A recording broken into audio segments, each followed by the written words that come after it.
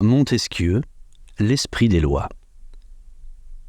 La loi, en général, est la raison humaine, en tant qu'elle gouverne tous les peuples de la terre, et les lois politiques et civiles de chaque nation ne doivent être que des cas particuliers où s'applique cette raison humaine.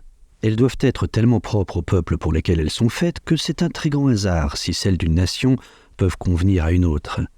Il faut qu'elles se rapportent à la nature et au principe du gouvernement qui est établi ou qu'on veut établir, soit qu'elles le forment, comme font les lois politiques, soit qu'elles le maintiennent, comme font les lois civiles. Elles doivent être relatives au physique du pays, au climat glacé, brûlant ou tempéré, à la qualité du terrain, à sa situation, à sa grandeur, au genre de vie des peuples, laboureurs, chasseurs ou pasteurs.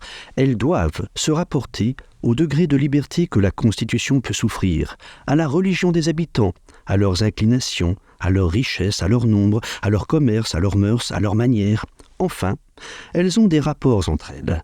Elles en ont avec leur origine, avec l'objet du législateur, avec l'ordre des choses sur lesquelles elles sont établies. C'est dans toutes ces vues qu'il faut les considérer. C'est ce que j'entreprends de faire dans cet ouvrage. J'examinerai tous ces rapports, ils forment tous ensemble ce que l'on appelle l'esprit des lois.